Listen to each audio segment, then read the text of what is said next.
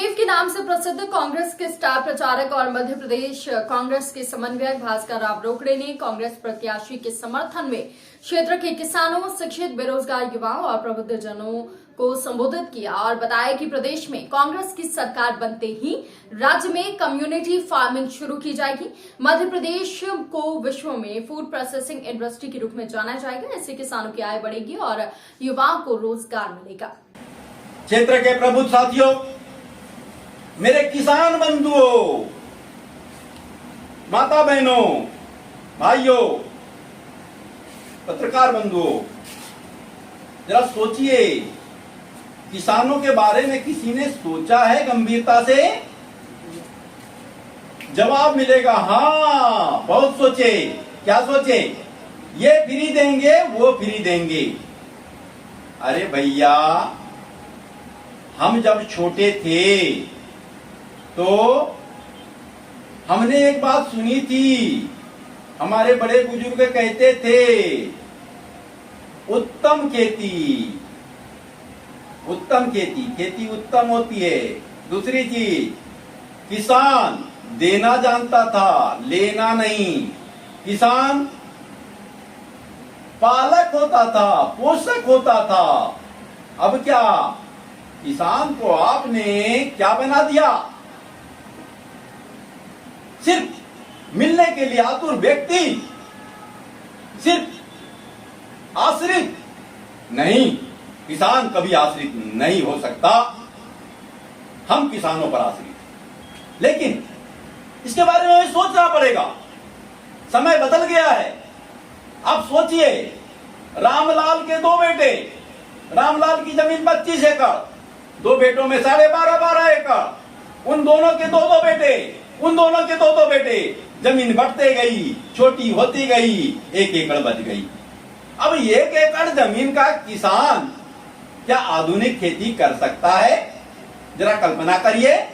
हो सकता है वो केंद्र में बैठा हुआ व्यक्ति बोले कि किसान के लिए सम्मान निधि दे करके हम बड़ी बात कर रहे हैं। अरे 1 एकड़ के किसान को सम्मान निधि देकर के आप क्या बताना चाहते हो? आश्रित मानसिकता को बढ़ावा देना चाहते हो? नहीं, जरा सोचिए, ये गलत है। किसान का सम्मान नहीं है। किसान का सम्मान तब है जब उसकी जमीन से जो उत्पादन आए, उस उत्पादन की सही कीमत मिले और वो उत्पादन इतना अधिक हो, वो 1 एकड़ के जमीन से प्राप्त राजस्व से ही अपने घर का खर्च चला सके, तब तो संभव है। ये कैसे संभव है? ये क्या हो सकता है? ऐसा कौन सा करिश्मा हो सकता है? सबको लगेगा पता नहीं क्या है, ये सब सपनों वाली बात है। अरे नहीं है स्वप्न वाली बात। सोचना होगा, प्लान करना होगा। और प्लान क्या करना पड़ेगा? Community farming, community farming. अब कम्युनिटी फार्मिंग, लोगों को लगता है पता नहीं क्या शब्द आ गया। अब मैं और आगे बोल रहा हूं, इंडस्ट्री सेंट्रिक कम्युनिटी फार्मिंग। बोले क्या अंग्रेजी का शब्द बोल गए भाई ये? अरे भाई, इंडस्ट्री सेंट्रिक मतलब औद्योगों पर केंद्रित, कम्युनिटी मतलब सामुदायिक खेती। सामुदायिक खेती जो उद्योगों पर केंद्रित हो। ये क्या है बात भाई? हमारे किसान जानते हैं कैसी खेती होती थी, सामुदायिक खेती होती थी। कैसी होती थी सामुदायिक खेती? कैसे? जैसे अगर ये किसान को गहाई करना है, फसल आ गई, गहाई करना है, उसके यहाँ 2 ही बैल हैं, तो वह अगल बगल के लोगों से, किसानों से तय करता था, भैया गहाई तू बाद में लगाना, मैं पहले लगा लेता हूँ इतना दिन में। उसके 2 बैल लाता था, पड़ोस के 2 बैल लाता था, वो गहाई करता था। ये कम्युनिटी सिस्टम था। साथ मिलकर खेती करेंगे, सब मिलकर के करेंगे, संसाधनों को एक साथ जोड़ेंगे और उसके माध्यम से खेती मिलजुल कर लेंगे। तो कम्युनिटी फार्मिंग मेरे मध्य प्रदेश के किसानों के लिए तो नया नहीं है। मैं किसान का बेटा हूं भैया, मैं तो जानता हूं कम्युनिटी फार्मिंग क्या हो सकता है। अगर वो किसान का बेटा, वो जो किसान का बेटा दिख रहा है ना आपको अभी बड़ी बड़ी बात करने वाला, अरे वो भटक गया। उनके पिताजी से भी मेरी बात हुई थी, बोले मेरा बेटा भटक गया। अब वो भटक गया, उसको नहीं मालूम किसान क्या होता है। मैं नहीं भूला, मुझे मालूम है किसान क्या होता है, खेती कैसी की जाती है। कम्युनिटी, सामुदायिक खेती की ओर हमको बढ़ना पड़ेगा। 1 एकड़ 2 एकड़, 3 एकड़, 4 एकड़, 5 एकड़, ये सब किसान जो हैं, इन किसानों के लिए कोऑपरेटिव सिस्टम बनाना पड़ेगा, पंजीयन करना पड़ेगा। और पूरे सब जब 100, 200, 300 एकड़ खेती एक साथ जुड़ेगी, सारे सदस्य बनेंगे और उस सदस्य को जो कम्युनिटी फार्मिंग का जो कम्युनिटी फार्मिंग सिस्टम तैयार बनेगा, उसको सरकारी सुविधा देनी पड़ेगी। वहां पर कितने ट्यूबवेल लगाने हैं, किस तरीके से खेती करना है, जमीन का समतलीकरण कैसे करना है, उसके लिए हमारे जो खाद का सिस्टम कैसे करना है कि रासायनिक खादों पर कैसे निर्भर न रहते हुए हम खेती कर ले, ये सारा आधुनिक पद्धति से सोचना पड़ेगा। अब बात आती है, खेती तो हम इस तरीके से कर लेंगे, आय कैसी होगी जी? देखिए, वहां उत्पादन क्या हो सकता है, पूरे राज्य का अलग अलग नक्शा बनाना पड़ेगा एग्रीकल्चर और हार्टिकल्चर के लिए, उद्योग और ये कृषि एवं उद्यानिकी के लिए कहां कहां उत्पादन क्या ज्यादा हो रहा है, उसके अनुरूप कम्युनिटी फार्मिंग यानी सामुदायिक खेती करनी पड़ेगी, प्लान करना पड़ेगा, आधुनिक पद्धति से खेती करनी पड़ेगी और उद्योगपतियों से एग्रीमेंट करने पड़ेंगे। फूड प्रोसेसिंग इंडस्ट्री के अलग अलग हब बनाने पड़ेंगे, वहां पर उसके अनुरूप ही उद्योग लगाने पड़ेंगे। जैसे जबलपुर के पास मटर ज्यादा होता है, मटर प्रोसेसिंग इंडस्ट्री लगानी पड़ेगी। बुंदेलखंड में टमाटर ज्यादा हो सकता है, टमाटर प्रोसेसिंग इंडस्ट्री लगानी पड़ेगी। बुंदेलखंड में तिलहन की खेती ज्यादा हो सकती है, तिलहन की ज्यादा ही करना पड़ेगा। किसी क्षेत्र में सब्जी ज्यादा होती है, सब्जी का बनाना पड़ेगा। किसी क्षेत्र में उद्यानिकी का ज्यादा स्कोप है, वहां उद्यानिकी का करना पड़ेगा।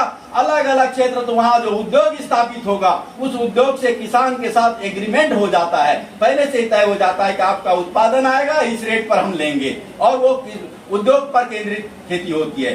अब वो खेती जब होती है, उसका उत्पादन ये ड्राई पोर्ट के माध्यम, ड्राई पोर्ट बनाने पड़ेंगे बीच बीच में, उस ड्राई पोर्ट को रेलवे के डेडिकेटेड फ्रेट कॉरिडोर के माध्यम से पोर्ट से जोड़ना पड़ेगा, समुद्र के जोड़ना पड़ेगा, बंदरगाह से जोड़ना पड़ेगा।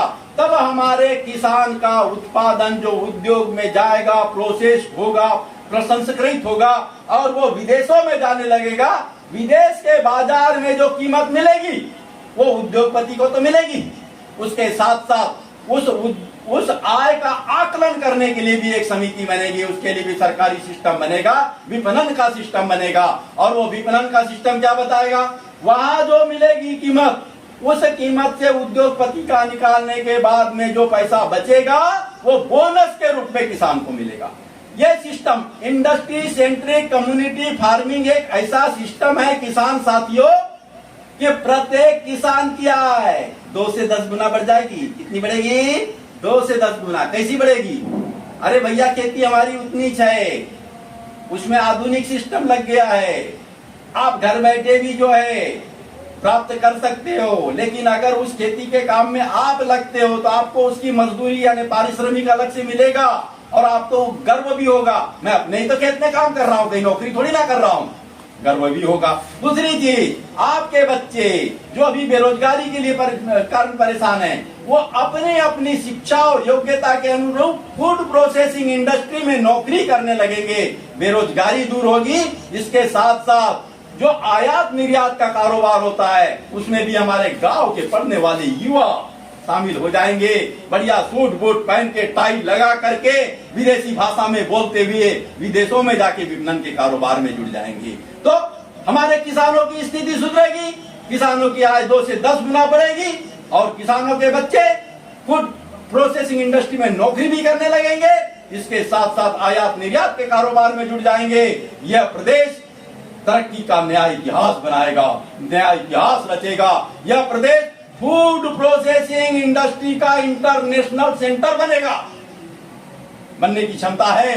यहाँ की मिट्टी बड़ी उर्वर है, यहाँ की मिट्टी में उर्वरता है, यहाँ उत्पादन रिकॉर्ड हो सकता है और यहाँ का उत्पादन विदेशी बाजार में पसंद किया जा सकता है। लेकिन इसके लिए उद्देश्य होना चाहिए, सोच होना चाहिए, विजन होना चाहिए। वो व्यक्ति जो हमेशा बैसाखियों पर चलता रहा हो, जो मामा बनकर मामू बनाता रहा हो, जो लच्छेदार बातें करता रहा हो, जिसको योजना बनाते आती नहीं, जो छोटी छोटी बात के लिए अधिकारियों की ओर देखता हो, सामने कुछ बोल दे, गलती होने पर भूल सुधार करता हो, इंजीनियरिंग कॉलेज के बच्चों के साथ में मिलता हो तो उनको बोले कि बेटा पढ़ाई में कुछ नहीं रखा है, खेती करो, खेती से भी बहुत कुछ हो सकता है।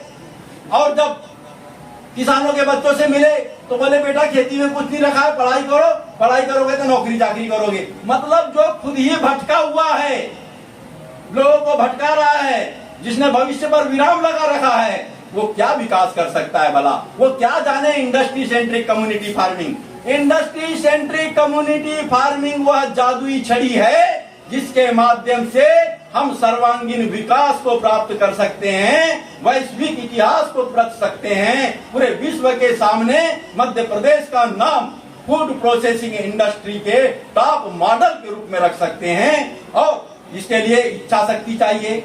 और कमलनाथ जी एक ऐसे व्यक्ति हैं जिन्होंने विश्व भ्रमण किया है, जो विश्व के सारे कृषि के सिस्टम को जानते हैं, जिन्होंने WTO की बैठक में, वर्ल्ड ट्रेड ऑर्गेनाइजेशन की बैठक में जब किसानों को दिए जा रहे अनुदान को बंद करने के लिए भारत पर दबाव डाला गया तो किसानों की बात रखते हुए उन्होंने कहा कि भारत में की कृषि केवल उद्योग नहीं है, बल्कि भारत की कृषि हर व्यक्ति के आत्मा में बसी हुई है। भारत की कृषि जीवन शैली में समाहित है, इसलिए भारत के किसानों का अनुदान बंद नहीं कर सकते। और उन्होंने देखा है, उन्होंने आयात निर्यात के सिस्टम को सुधारा कि हमारे यहाँ जो उत्पादन हो रहा है, इस उत्पादन को हम बाहर दे, उस देश में दे जहाँ ज्यादा उत्पादन हो रहा है, उस देश के उत्पादन को हम यहाँ ले आए। उन्होंने कई सिस्टम अपने डेवलप किया है। उद्योग एवं वाणिज्य मंत्री पद पर रहते हुए कृषि सुधार के लिए उन्होंने बड़े व्यापक कदम उठाए थे।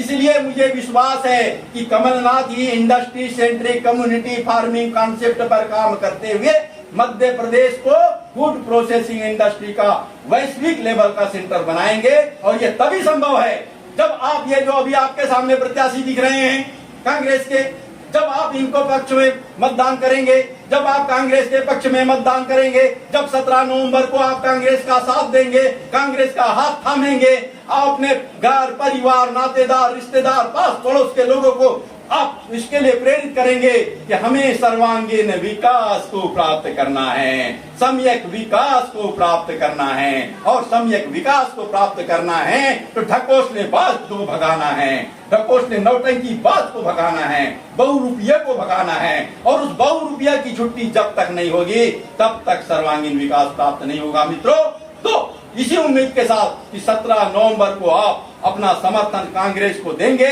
और कांग्रेस की सरकार बनाएंगे, इसी उद्देश्य के साथ मैं अपनी वाणी को विराम देने जा रहा हूं। जय हिंद, जय जवान, जय किसान।